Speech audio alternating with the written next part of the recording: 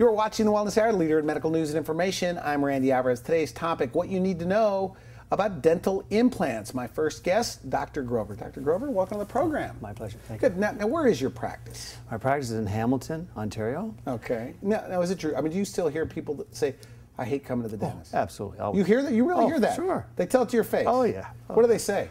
Oh, well, they're pretty nice about it. They say, Doc, don't take it personally. But yeah, I hate dentists.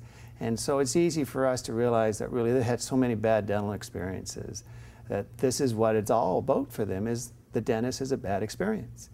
And so we're just trying to correct that and make it a little bit less uncomfortable. That's why I get into sedation dentistry, we get into relaxation techniques. Sedation, is that big? I mean, a lot of people, do they ask for that? Oh, absolutely. Really? Oh, absolutely. Yeah, everybody's time challenged today in their world, and everybody's so busy that they'd rather not have several appointments, they'd rather have one, and they'd rather have a whole side done than just to have a section done or have one tooth fixed. So is it a pill? Is it IV sedation? What type of sedation? Well, you can have pretty much anything that you may require out there. A lot of times we have general anesthesiologists come in. We can do intravenous sedation techniques. I purposely, myself, because it's what I wanted, just do a pill. And so I just give a little blue pill, as many as you want or need, and then you get really sleepy and you're so relaxed, and it causes amnesia, which patients just love not remembering the procedure. Is that right? I mean, could they really not remember? They don't remember what happened? No. So with dental implants, in regard to dental implants, yes. What is the typical age of the patients that you see for dental implants? I just put an implant in on a young man who was 18 years old. He had a baby tooth fall out, so I replaced that with an implant. And I put them in people of 92 years old. 92? 92. But 92 years old, it seems like it'd be very painful for them, the healing, the downtime. Most people in general who are mature and seniors, let's say 70-ish and older, they don't seem to have a lot of that same pain receptors that you would as a younger person. And so the bone is more calcified. Interesting. Yep. And, is that the big fear, though? I mean, is that the #1 fear about dental implants? Is pain? Probably you're right. Do you hear it on every consult? Yeah, you're right, because they're afraid you got to drill into my bone, you know, and there's going to be all these post-implant surgery problems where I'm going to swell up and I'm going to not be able to eat and I'm going to be in such pain for days. And 90% of the cases, there's no discomfort. If we use freezing, which we tend to use the minimum, they're usually fine that evening. And in my business, we phone you that evening, we phone you the next day. I mean, we're checking on you constantly to make sure that we take care of you. And 90% of them have no discomfort. Now, what about training after dental school in regard to dental implants? Yes. Dental implants is a very interesting field. It's not a specialty within the dental curriculum or careers. And so it has to be something that a general dentist has to investigate and take courses on his own. Why implants, though? Why do you like implants so much? Oh, I love implant dentistry. It's such an exciting field. It's the most successful dental procedure that's done in dentistry today. We don't have to destroy or injure any adjacent teeth. We don't have to make dentures that are flopping around and people complain. And implants are such an amazing product. Is this the future of dentistry, instead of, I guess, making bridges or partials, that you'll just give people their teeth back, I guess? Absolutely. Dental implants. Absolutely. Is that? Do you think it prevents future tooth loss for people that are Absolutely. Really? Oh, how so? yes. How so? Patients themselves can't see the value in replacing missing teeth. And it's a very difficult thing for them to understand, and it's hard for us to try and help them with getting tooth replacements restored. And so with implant dentistry, it's such an easy thing for patients just to restore one tooth or 3 teeth, so they don't get the movement, they don't get the over eruptions, they don't get the balance of their bite injuring their jaw joints, and all these consequences won't happen. And if you happen to be into a position where you are wearing dentures and you're not happy, well, the stabilization and the secure of these dentures, it's almost like having your natural teeth back in a lot of instances. Is that true? Like for denture wearers, often in certain cases, 4 dental implants could give somebody something fixed in their mouth? Yeah. Like a fixed set of teeth? Yeah, it's being done all over the world. It's amazing. I mean, it's... Were you skeptical, by the way, when you first got involved in this? No, I wouldn't call it skepticism. I would say that as a general dentist, it's a field that has been explosive for, gosh, 20 or 30 years. And it just means you have to get your confidence, you have to get your trust in the procedures. And the patients themselves, they don't know what they don't know. Okay. And so once you've educated them and helped them understand what's available, implants is certainly the future of dentistry. I mean, you'll find that most GPs or general dentists like myself will be getting more and more and more involved in educating the patients, if not in the placement, but certainly in the restoration of these implants. Now, is this true that you do the surgery? Yes. And you also do the tooth structure on top? That's correct. All in one place? Yes. Is it also true that sometimes it's done by 2 different dentists? Or sometimes 3 or 4 different dentists. Okay, so you do both? Yes. Is there an advantage? I mean, obviously there's a convenience advantage.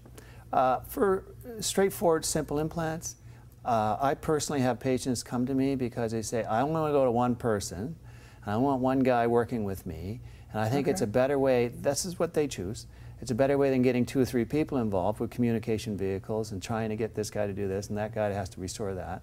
And so people in general would rather go to one person. But that doesn't mean that one person, I'm not saying that I have all the answers, you must have your implant team. Okay. And so you must have specialists. So you get work with. referrals from, or you refer out, I should say, to specialists in certain cases? Yes. Okay, Yes. good. Yeah. Good. Let's talk about the different categories of dental implant patients that would benefit from implants. With implants, there's as simple as having one replacement that's in the back of your mouth, which is very straightforward. You don't have to worry about cosmetics or aesthetics. And then you get one replacement in the front of your mouth, which is very demanding, very difficult to do because in the front of cosmetics. Oh, yes. So you have to match it up. Well, the gum line has to match, the size, the tooth. You want it to look natural, right? And that's very demanding, very difficult to do. So it's a timeline of learning curve to be able to do that. But it's such a So it's technically demanding. Oh, but as far as a patient, is that a straightforward one tooth, in and out, an hour, hour and a half? No, I wouldn't say that. Okay. No, I wouldn't want people to feel that way. All right. It can be that simple. And the surgery side can be simply an hour or less to place But they don't complain about pain? No. Really? So No. What happens with pain that people have to worry about, there are on occasion infections. Okay. All right? And if you get an infected implant bone gum area, you will have discomfort. Is that rare? Would you consider that rare? Yeah, I'd say Somewhat rare? today, depending on the treatment planning aspects of it, because sometimes you can use imaging, you can use x-rays, you can find exactly the height and width of your bone, and you can do a lot of one appointment, completely analyzed and technically driven treatment planning, and so the pain is very negligible. And so implants are like 95% plus successful today with very little pain and should always give you, they can last forever. So you got the people missing one tooth, and tell me about the other categories of patients. Well, what's interesting, and it's a known fact in the dental world, and patients in general are not aware, that 80% of the population basically have gum disease. All right, and this is that right? That's right. We have to deal with that. Okay. Right, and you may have had a mild form of gum disease, or you may become a very chronic, long-standing bone loss type of gum disease where you actually like bleeding gums and teeth are wobbly? Oh yeah. That's gum disease, okay. That's gum disease, and 80% of us have that. I have it, you have it, all right? And you may have a very mild gingivitis, right?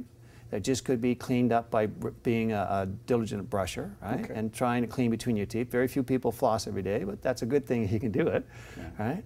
But in general, gum disease is what's going to end up having you have tooth loss. And when you have that tooth loss and the bone shrinks away very rapidly afterwards, you're going to have very difficult replacing that other than using removable dentures. And I don't think I've known few people that like removable dentures. They'll learn to tolerate them, they'll learn to work with them, but they don't mean they like them, all right? And so with us, with gum disease, with losing teeth, if it's a section of your mouth in the lower right where you lost your back molars, very, very strong replacements with implant dentistry. Is this true, by the way, that if you're missing like 4 or 5 teeth, side of the mouth, that you lose bone in your, I've been told by a dentist that your mouth kind of collapses around it? Yes. So help me understand, how does putting implants in there stop or slow that process? Well, the body is a very amazing gift to us. The body doesn't really care if it's a root or it's a titanium implant. A lot of people today have titanium pins in hips and knees and joints, right? And so these titaniums, they usually get along with the bone, and very seldom is there any rejection. So if you put titanium, these root form implants, into your jawbone, the bone just accepts that. It doesn't shrink away. Now, if you put them in and didn't restore them, the bone would never change. If you restore them, I don't know what that means, restore them. You put teeth on them. What you're looking for is your tooth, right? I got you. Right? You want a tooth. So it's that pressure that keeps the other That's teeth right. from collapsing in around it? That's right. Oh, all right. Oh, That's interesting. right. Okay. And so the bone works on a stimulus package. It needs to have some stimulation, right? And typically, without anything in that jawbone, it'll shrink and continue to shrink on a year-to-year basis. You place an implant root form into that bone area, and the bone will be happy and never go anywhere. But you put that root form into function, you build your tooth. That's what you want, is your tooth.